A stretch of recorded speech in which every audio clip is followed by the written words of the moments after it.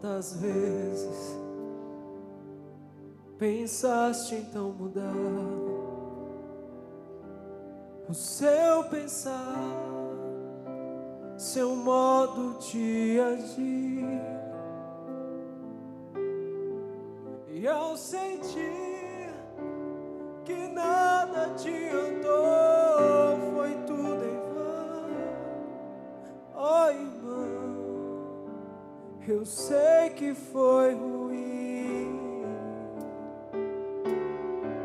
mas uma coisa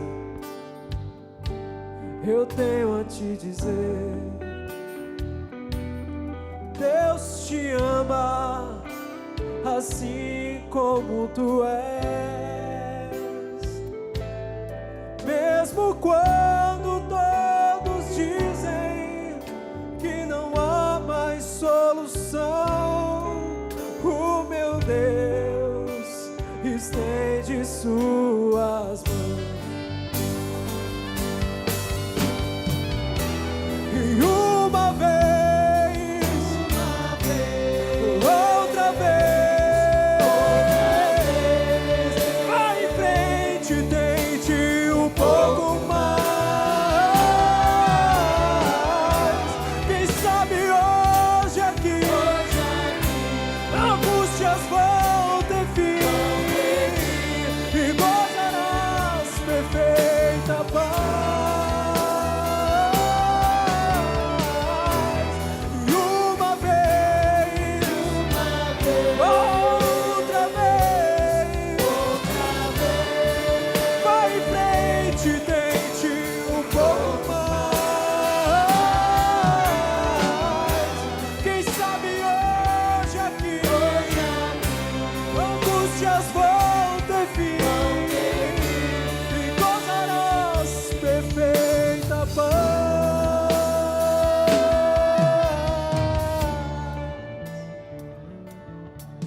Quantas vezes pensaste então mudar o teu pensar, seu modo de agir, e ao sentir que nada adiantou, foi tudo em vão. Oh, irmão, eu sei que foi ruim, mas uma coisa eu tenho a te dizer: Deus te ama assim como tu és, mesmo quando todos dizem que não há mais solução. O meu Deus estende suas mãos. E uma vez, outra vez,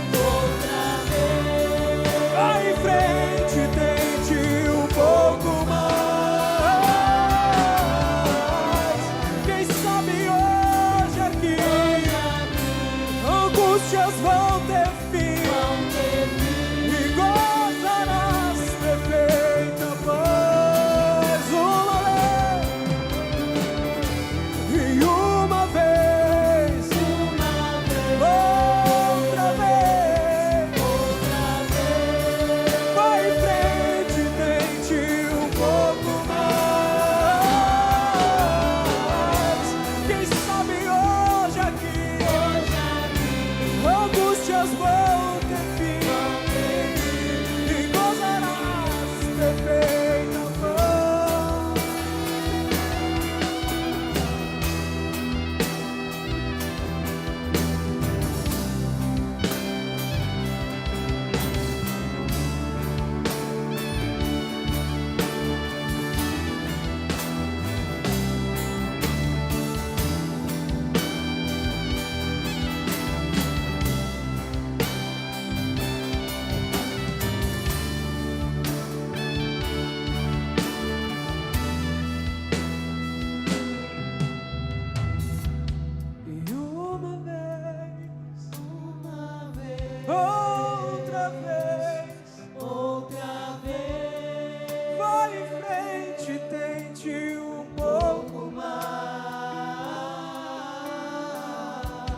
Quem sabe hoje aqui, angústias vão ter fim, e gozarás perfeita paz. E uma vez, outra vez, vai em frente, tente um pouco mais. Quem sabe hoje aqui, angústias vão ter fim, e gozarás perfeita paz.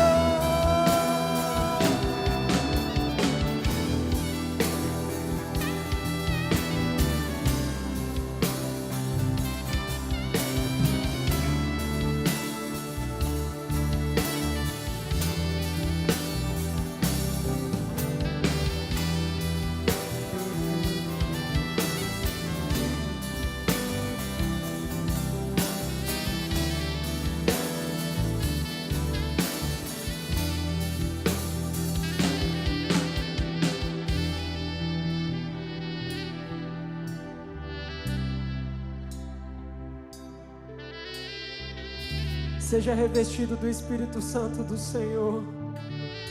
Seja revestido, seja cheio, seja cheio, seja cheio.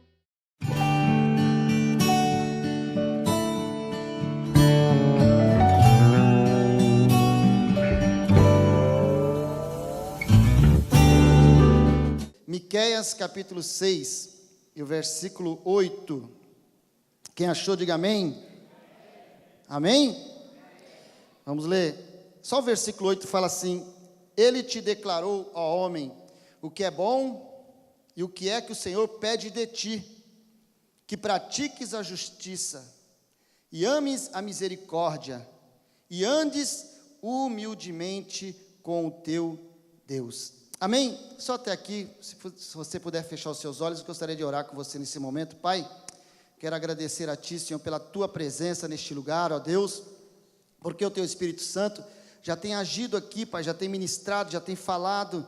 Podemos louvar a Ti, glorificar a Ti, e nos louvores o Senhor estava presente, Pai, que o Senhor continue presente, que o Teu Espírito Santo tenha liberdade, Senhor, nessa noite, nos usa como canal, Senhor, para trazer essa palavra, Senhor, com muito temor no coração, Pai.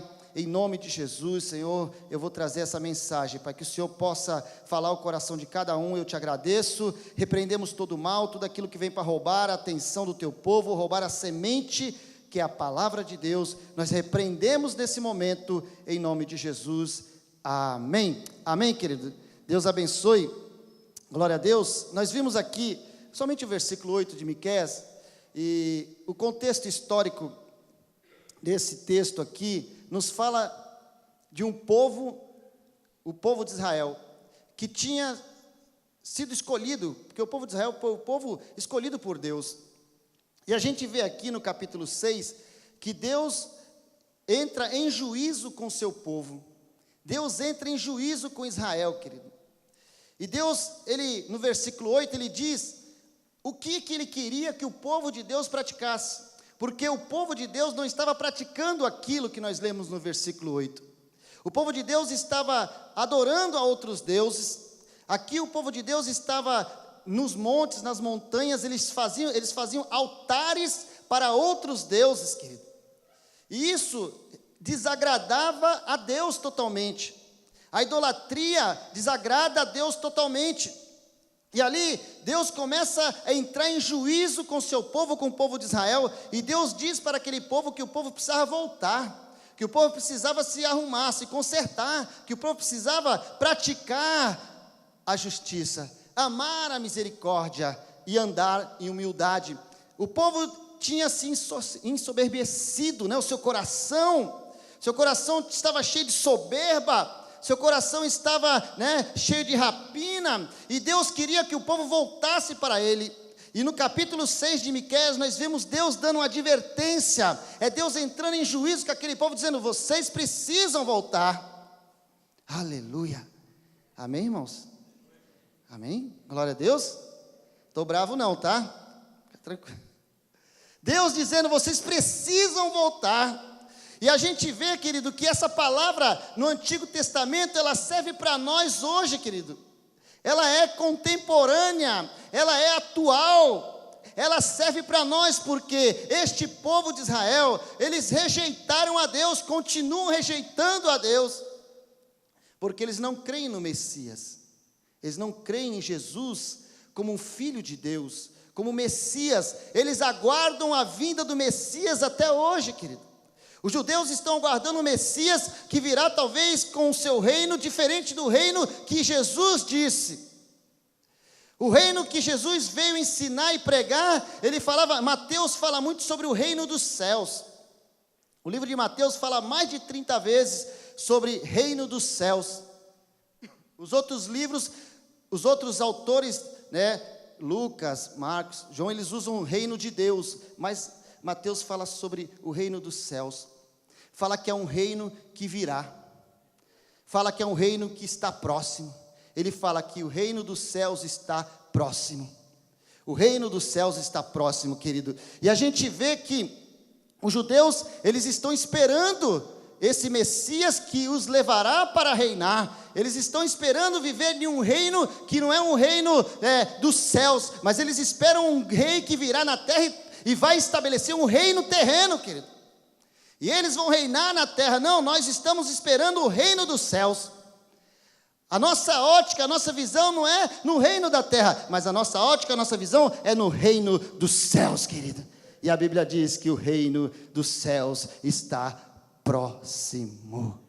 Aleluia. Você pode glorificar a Deus por isso? Quem quer entrar nesse reino? Mateus capítulo 11, versículo 11, fala sobre o reino dos céus. Fala que das pessoas, dos homens que nasceram de mulher, não havia ninguém maior do que João Batista. Mas ele diz, o menor dos homens no reino dos céus, ele é maior do que João Batista. Por quê, querido? Porque a ótica é outra. O menor dos homens no reino do céu é maior do que João Batista. Mas Jesus disse que aqueles que nasceram de mulher até o tempo dele lá, ninguém era maior que João Batista, querido. Ele era o maioral aos olhos de Jesus, aos olhos de Deus, porque ele era um homem que veio preparar o caminho para o Senhor. Ele veio e preparou o caminho para o Senhor. Ele veio preparar o caminho para o Cordeiro de Deus. Então Deus falou, Jesus mesmo falando, ninguém é maior do que ele, nascido de mulher, mas o menor no reino dos céus é maior do que ele, querido. A importância do reino dos céus, querido. Nós muitas vezes queremos ser o maior aqui, querido, mas nós não precisamos ser o maior aqui. Nós temos que entender que se nós formos os menores no reino do céu, aleluia, isso é o que importa para Deus, querido. É bom, querer ter status, aparecer, ser famoso. Tem uma banda, de louvor reconhecida no Brasil, receber convites para ir para os Estados Unidos, cantar fora em outras nações, ou ser um pregador renomado e viajar o mundo inteiro. Mas o reino dos céus é diferente. O maior aqui não é maior lá. O menor lá é maior do que o maior aqui, querido. Aleluia, você entende isso? Você compreende isso, querido? Você compreende isso? E eu queria ministrar hoje sobre as atitudes de um coração humilde. Estamos no mês da humildade. Então Deus estava tentando trazer o seu povo para perto dele. Deus estava tentando trazer o seu povo para junto dele, porque o propósito de Deus é o quê? Que o seu povo ande alinhado com ele, ande lado a lado com ele, ande fazendo a sua vontade. E é difícil, queridos, é difícil andar na presença de Deus, como Deus falou com Abraão, anda na minha presença e ser perfeito. É difícil, querido, andar na presença de Deus e ser perfeito, porque não tem ninguém perfeito, querido. Não existe ninguém perfeito, mas aquele que é perfeito é Cristo, amém? Ele veio ao mundo em forma de homem, e a Bíblia fala, o apóstolo Pedro diz que ele não pecou, querido. Ele não pecou. Então o exemplo que nós temos dessa perfeição está em Jesus. Nós temos que tentar andar e buscar essa perfeição que está em Jesus. Nós sabemos que é difícil, claro que é difícil, querido, porque ainda nós não estamos no reino do céu, nós estamos no reino da terra. Nós estamos aqui, querido. Nós temos que, uns vão trabalhar, outros vão estudar, outros têm família, tem um esposo que não é crente, só Jesus na causa. Tem familiares que muitas vezes não concordam com a sua fé, é o desemprego que bateu na sua porta e você não sabe o que fazer, você está 1 ano, 2 anos, tem pessoas que estão já 1 ano, 2 anos desempregadas, que até mais. É o reino da terra, queridos. Isso faz parte daqui, são as coisas da terra. Este é o reino terreno. Mas, aleluia, Jesus Cristo, querido, Ele venceu o mundo por nós. João 16:33 fala que no mundo tereis aflições, mas tende bom ânimo, eu venci o mundo por vós. Antes ele fala assim, tenhais paz. Tenha paz, meu irmão. Diga para essa pessoa que está do teu lado, tenha paz, meu irmão. Sinta a paz de Deus, sinta a paz de Jesus encher no seu coração, sinta a paz de Jesus Cristo encher o seu coração. Tenhais paz, meu irmão, no mundo tereis aflições, mas tende bom ânimo, eu venci o mundo por vós. Aleluia, Ele venceu, querido, e se Ele venceu, nós também vamos vencer. Aleluia, glorifica a Deus por isso, querido, porque Ele venceu e você também vencerá. Aleluia, atitudes de alguém que tem um coração humilde. Primeira atitude, coração humilde, querido. O que é um coração humilde?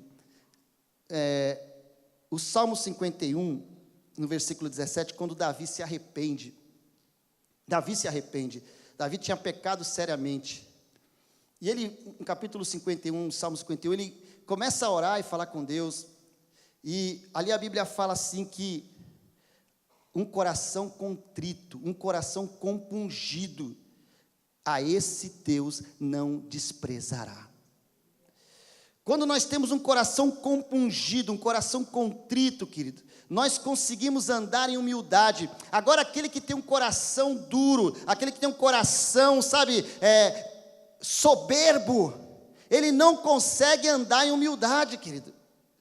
A dureza do coração impede que ele seja compungido, que o seu coração seja contrito. Já viu aquela pessoa que tu vai falar, ele sabe tudo? Eu já sei disso aí. Não, isso aí eu já vi. Eu já passei por isso. Eu já fiz isso. Eu não preciso disso. Já viu que tem pessoas que são assim? São pessoas que têm um coração duro, querido.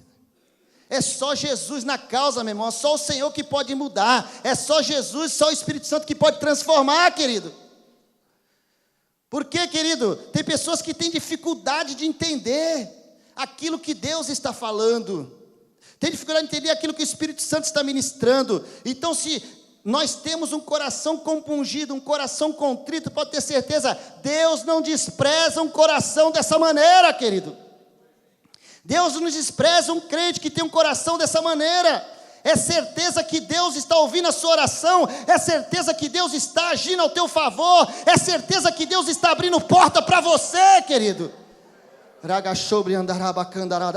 É certeza que Deus está trabalhando ao seu favor. Sabe por quê? Porque Ele olha e vê um coração compungido, um coração contrito. Ele fala a humildade no coração. As atitudes de um coração humilde.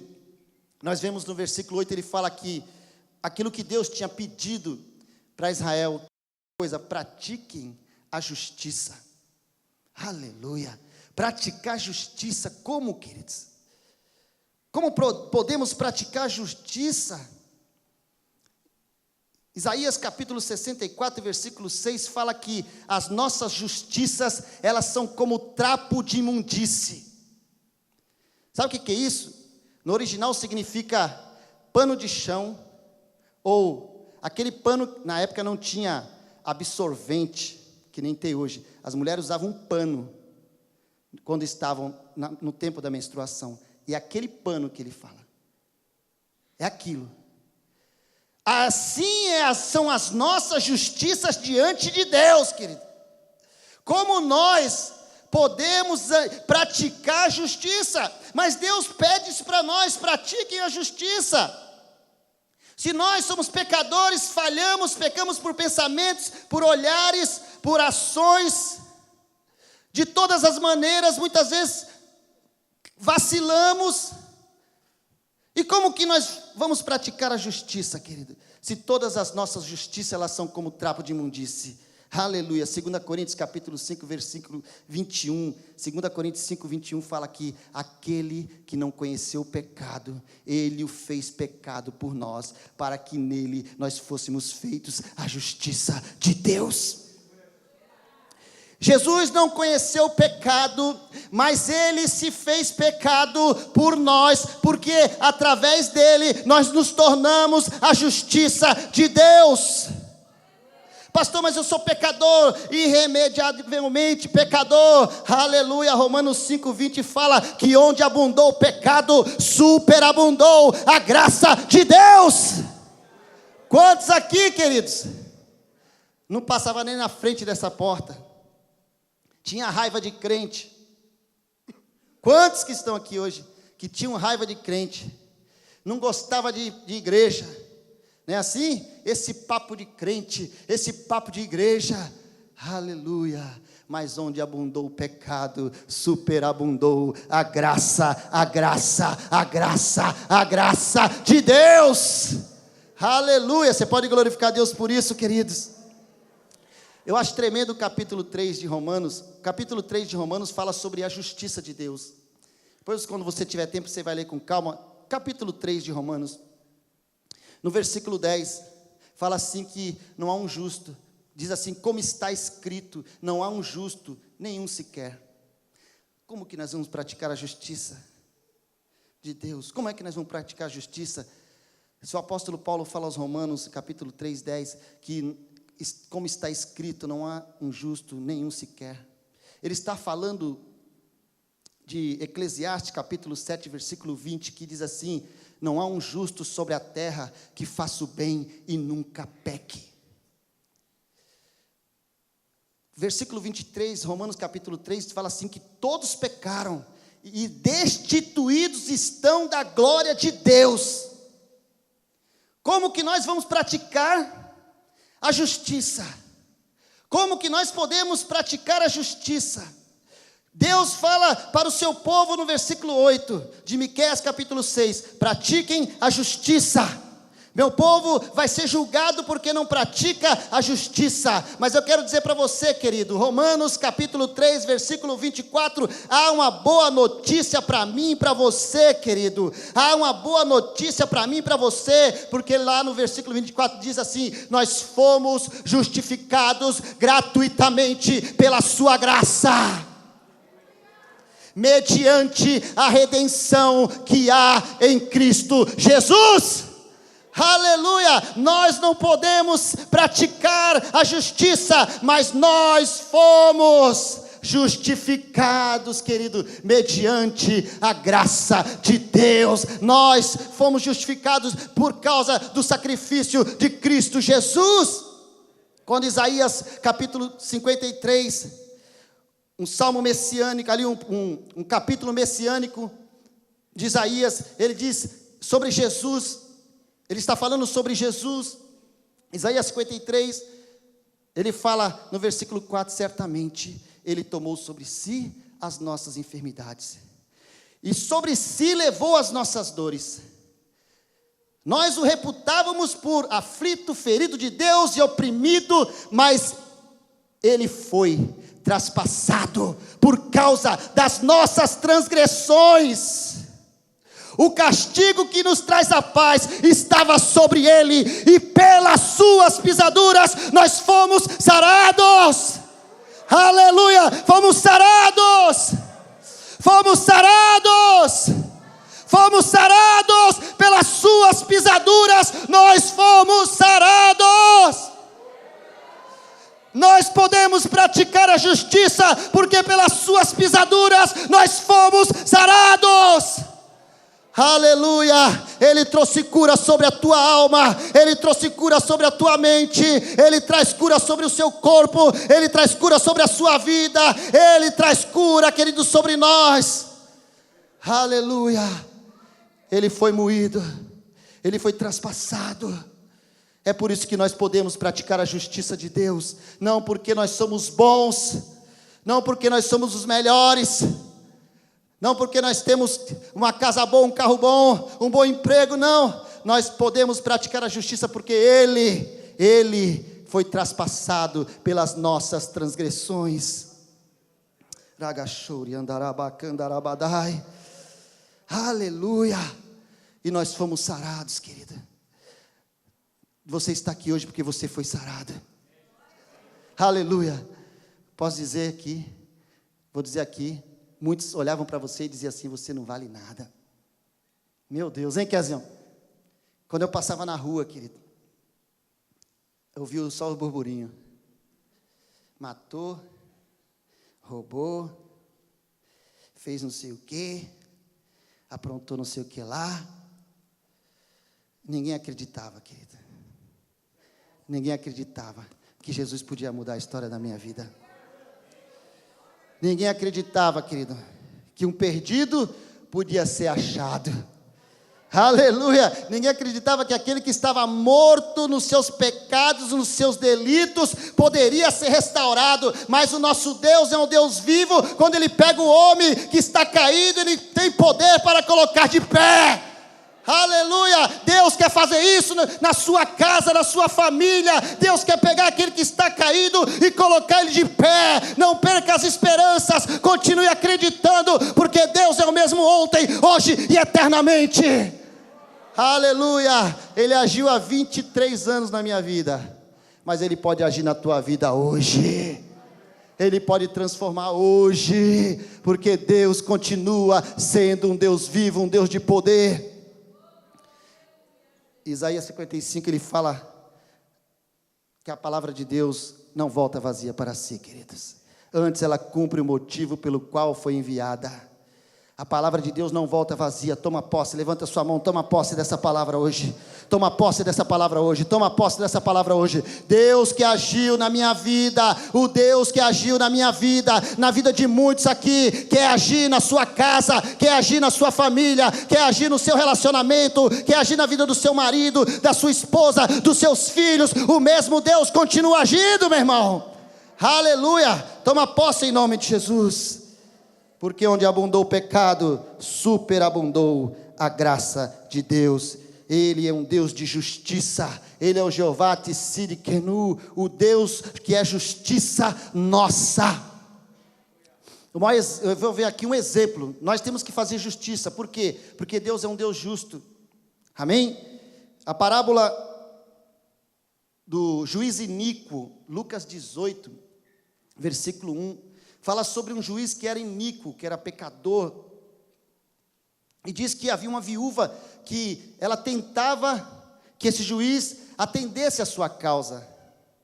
E ela insistia muito com esse juiz. E o juiz era iníquo. A Bíblia fala, Lucas capítulo 18, que ele não temia a Deus. O juiz não temia a Deus e não temia homem algum. Imagine só, o cara era carne de pescoço, né? Ele não temia a Deus e não temia homem nenhum, esse juiz. E aí essa mulher, de tanto insistir, chegou um momento que o juiz pensou: sabe o que eu vou fazer? Eu não temo a Deus, eu não temo a homem nenhum, mas enquanto eu não atender a causa dessa mulher, essa mulher não vai me dar sossego.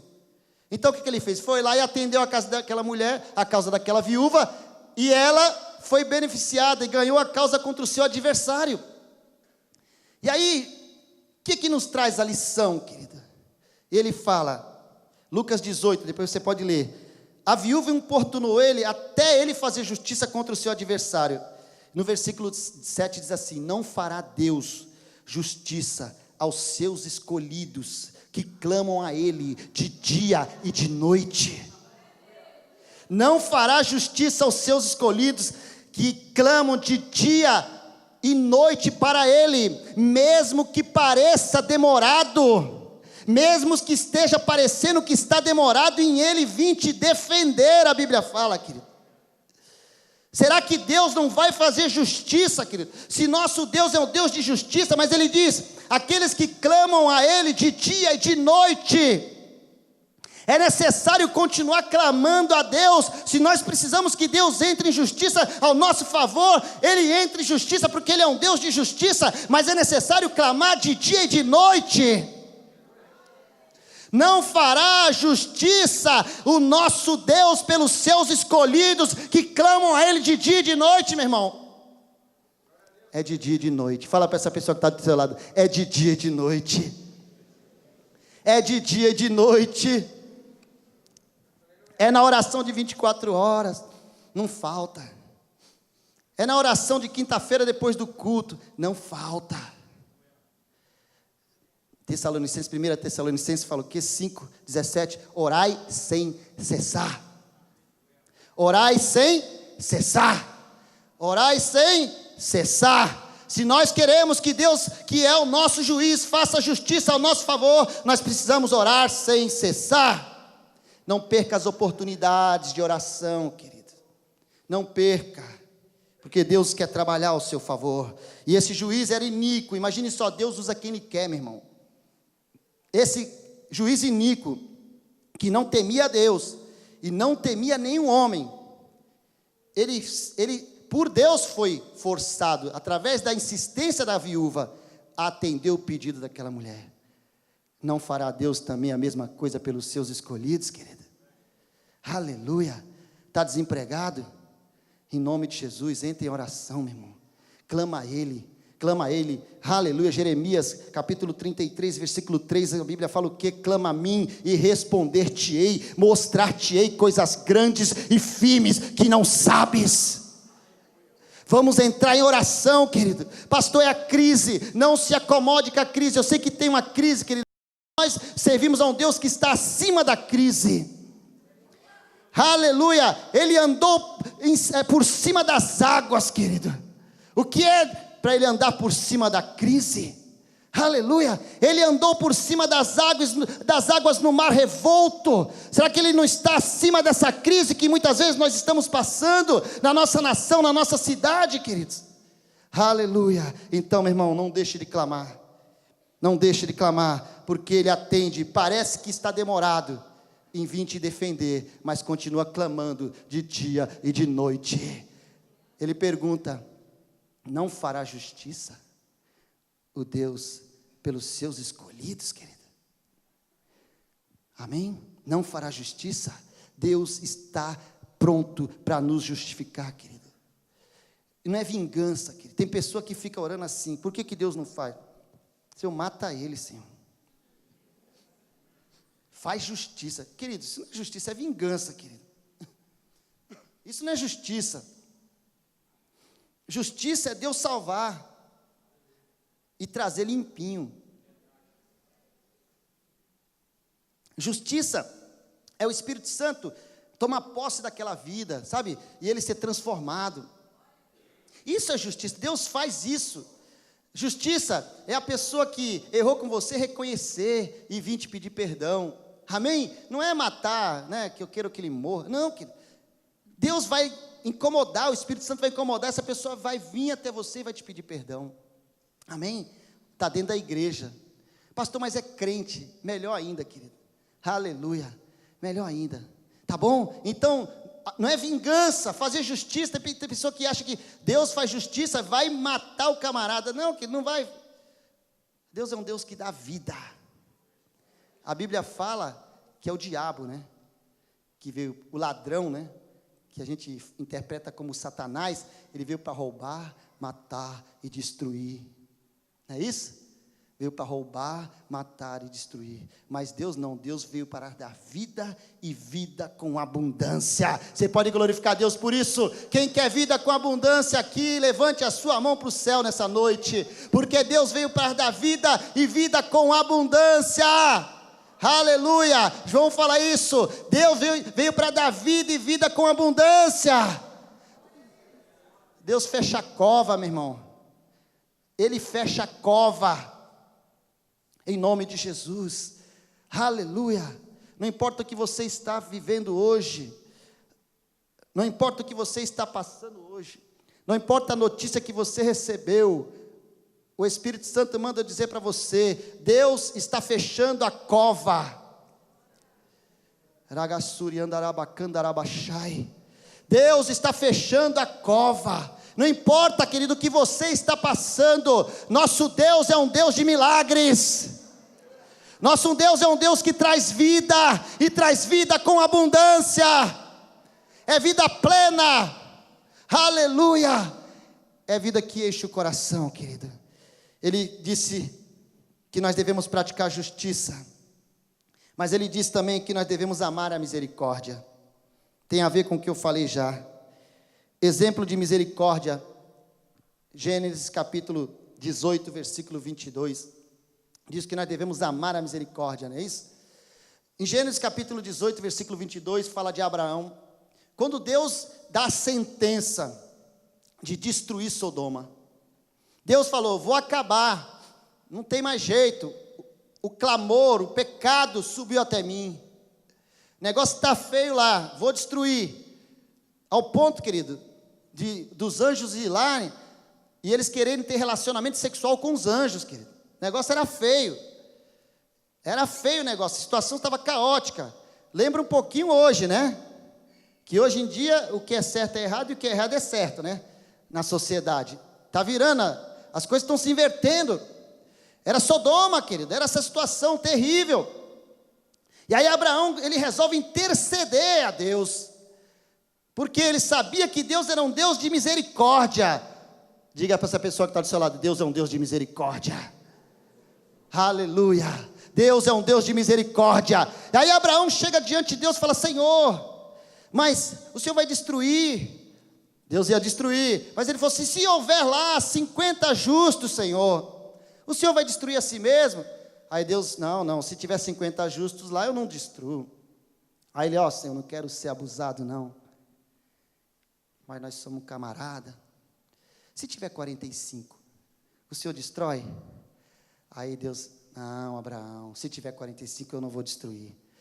Então tá, mas não leva mal não, mas se tiver 40 justos, o Senhor destrói? Não, Abraão, se tiver 40 também não vou destruir. Tá bom, Senhor, não quero ser abusado mais uma vez, mas se tiver 30 justos lá, o Senhor vai destruir? Não, se tiver 30 justos lá, eu não vou destruir a cidade. Então tá bom, Senhor, obrigado. Aí ele vai lá, aí vai: e se tiver 20, Senhor, 20 justos, você vai destruir? Não, se tiver 20 justos lá, eu também não destruo. Tá bom, Senhor, obrigado. Aí vai lá: Senhor, não leva a mal não, mas se tiver 10 justos lá, o Senhor vai destruir? Abraão, se tiver 10 justos lá, eu não vou destruir a cidade. Mas vocês viram o que aconteceu com Sodoma? A cidade foi destruída, querido.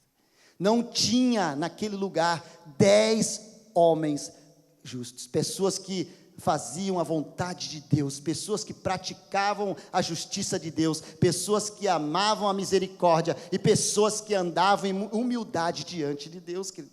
O que aconteceu? A cidade foi destruída, mas eu quero dizer para você, querido, nós estamos aqui num número muito maior de pessoas, querido, aleluia. Não é possível que aqui, onde estão aqueles que são justificados pelo Senhor aqui, querido?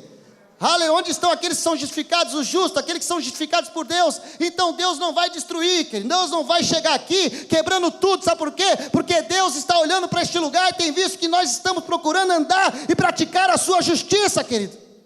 Aleluia, como Deus não destruiu lá, eu tenho certeza que Deus não vai destruir a nossa nação. Como Deus não destruiu lá, como Deus destruiu lá, eu tenho certeza que Deus não vai destruir a nossa nação. Como Ele destruiu lá, eu tenho certeza que Ele não vai destruir a nossa cidade de Cubatão. Porque eu creio que tem muito mais que 10 justos nessa cidade, queridos. Eu creio que tem muito mais que 10 pessoas justas nessa cidade. Eu quero dizer uma coisa para você: nós somos muito mais do que 10, queridos. Então Deus não vai entrar com castigo sobre a nossa cidade. Sabe por quê? Porque nessa cidade tem pessoas que oram, tem pessoas que clamam, tem pessoas que intercedem. Então eu creio que Deus não vai destruir a nossa cidade, queridos. Deus não vai destruir a nossa nação. Sabe por quê? Porque existe mais que 10 justos na nossa nação, queridos. Aleluia. Eu creio que Deus, Ele vai entrar com providência na nossa nação, na nossa cidade. Eu creio que Deus já está agindo, Deus já está trabalhando, Deus já está fazendo, querido, Deus já está movendo as suas águas, querido. Sabe por quê? Porque Deus, enquanto nós estamos dormindo, Deus está trabalhando, queridos. Enquanto você está descansando, Deus está trabalhando. Isaías 62, versículo 7 fala assim: não descanseis, nem deis descanso ao Senhor, até que Ele ponha Jerusalém por louvor sobre a terra. Não descanse, querido, nem dê descanso ao Senhor, como? Orando, buscando Ele, falando com Ele, porque assim Ele vai estabelecer a nossa nação sobre essa terra, querido. Ele vai estabelecer a nossa cidade sobre essa terra, meu irmão. Aleluia, sabe por quê? Porque Deus é um Deus de misericórdia. Da mesma maneira que se houvesse 10 justos, Ele não ia destruir Sodoma. Eu creio que Ele não vai destruir a nossa cidade e a nossa nação, querido. Você pode falar: pastor, o negócio está feio. Tá, meu irmão, mas Deus é um Deus vivo e pode mudar a história, amém? Aleluia. Então Ele intercedeu, por quê? Porque Ele sabia que Deus era Deus de misericórdia, e nós também temos que ser pessoas misericordiosas, querido. Misericórdia quero, Miqueias, aleluia, a palavra de Deus fala, Oséias capítulo 6 fala assim: misericórdia quero e não sacrifício, e o conhecimento de Deus mais do que holocaustos. Deus quer misericórdia e não sacrifícios, querido. E nós como cristãos, eu tenho batido nessa tecla, querido. Os crentes, eles são diferentes muitas vezes de Deus. Deus, Ele perdoa, mas os crentes não perdoam. Meu querido, é isso. Deus perdoa, querido, mas tem muito crente que não perdoa. Deus já transformou o camarada, Deus já limpou, já purificou, já santificou, mas tem pessoas dentro da igreja que acham que o cara não foi transformado. Não acredito nisso não, isso aí deve ser um golpe. Isso deve ser um golpe, cara. Eu não sei não. Porque nem todo mundo, querido, teve uma vida difícil, né? Antes de aceitar Jesus. Tem pessoas que aceitaram Jesus, vieram no amor, vieram por amor, tal. Nunca tiveram problemas sérios na vida lá fora, ou foram drogados, ou foram prostitutas, ou foram pessoas más, de má índole. E muitas pessoas dentro da igreja não conseguem entender, querido, que Deus é um Deus de misericórdia, que Deus é um Deus misericordioso, que Ele pega o mais vil pecador e o faz assentar entre os príncipes do seu povo. É o que o Salmo fala. Tem pessoas que não conseguem entender isso, querido, e não conseguem entender a misericórdia, e a palavra de Deus está dizendo aqui que nós devemos amar a misericórdia. Lamentações de Jeremias, capítulo 3, versículo 22, fala o quê? Que as misericórdias do Senhor, elas se renovam a cada manhã, e elas são a causa de nós não sermos consumidos, querido. Elas estão se renovando a cada manhã, não é porque Deus transformou, que Ele ficou bonzinho, não, querido. São as misericórdias de Deus na vida dele, dela, que vai fazendo com que ele continue ali na presença do Senhor, querido. A Bíblia fala: ames a misericórdia. Seja misericordioso, querido, aleluia. 1 Pedro capítulo 5, versículo 5, o apóstolo Pedro diz assim: vestivos, cingi-vos de humildade. Sabe o que é isso? É como se a humildade fosse aquela roupa que você colocasse, sabe quando você acorda de manhã, que você põe aquela roupa para trabalhar. Quando você acorda, quando você chega, toma aquele banho e você põe aquela roupa, ele está falando assim: cingi-vos, se vestir de humildade. Saia com a roupa da humildade, queridos. Quando você sair de casa, põe a roupa da humildade. Não importa se é Pierre Cardin a camisa, né? Não importa, mas vista-se com a roupa da humildade. Ele fala: cingi-vos com a roupa da humildade, com vestes de humildade, uns para com os outros, porque Deus resiste ao soberbo, mas dá graça aos humildes. Aleluia. Então você tem que se vestir com humildade, amém? Em nome de Jesus. E a gente já vai entrar na terceira, que é andar em humildade, para a gente correr um pouco aqui. Nós precisamos praticar justiça, precisamos amar misericórdia, mas precisamos andar em humildade com Deus. maior exemplo de humildade foi o de Jesus. Jesus é o maior exemplo de humildade, não tem outro, querido. Ele veio ao mundo em carne, estava na glória com o Pai. Pensa nisso, meu irmão. Deixar toda a sua glória para vir ao mundo, padecer por nós, sofrer, ser humilhado, porque ele foi humilhado. Mas a Bíblia fala que ele a si mesmo se humilhou.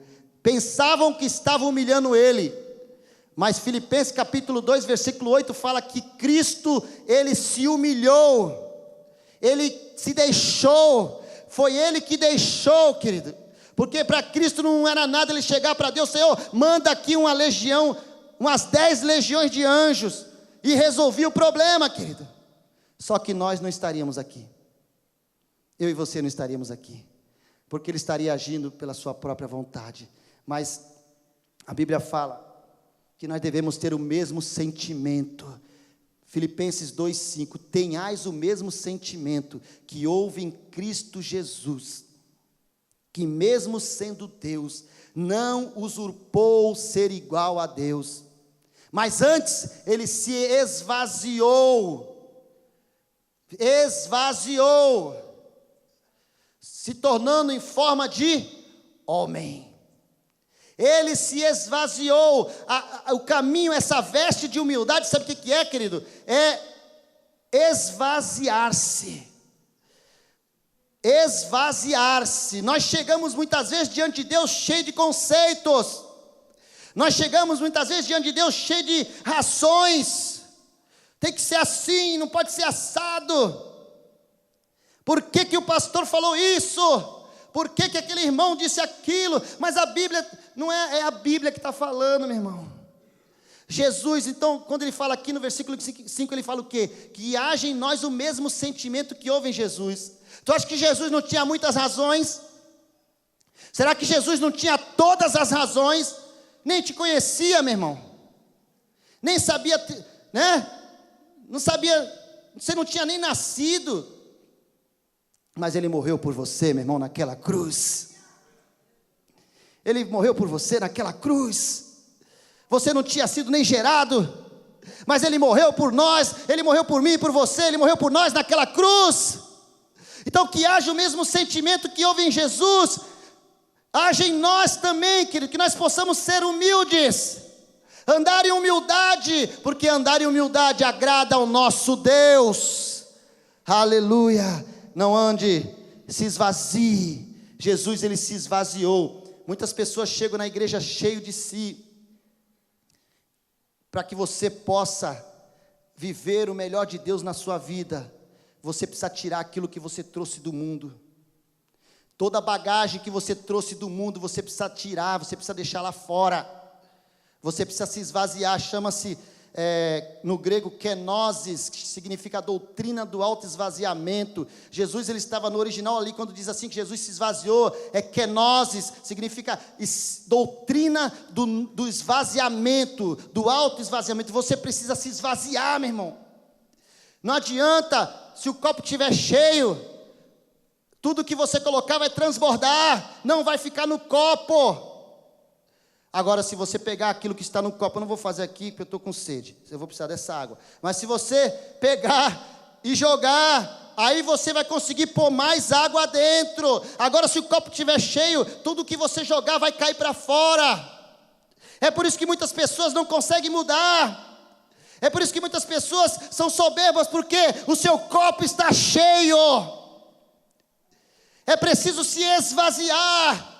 Mas eu nasci na igreja, eu sou não sei o que, filho do não sei de quem, não sei de quem, não sei de quem, eu sou assim. Não, querido, se esvazia, porque Deus quer um tempo novo para a sua vida. Deus tem um tempo novo para a sua vida. Deus tem um tempo novo para a sua casa, Deus tem um tempo novo para a sua família, mas é necessário se esvaziar para que Deus possa te encher.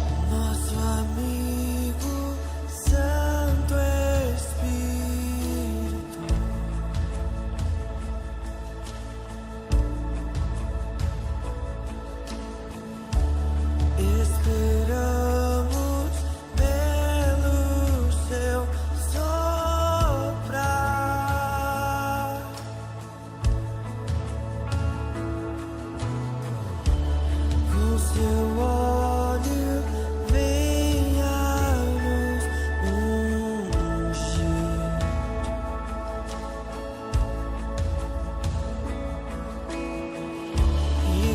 still flow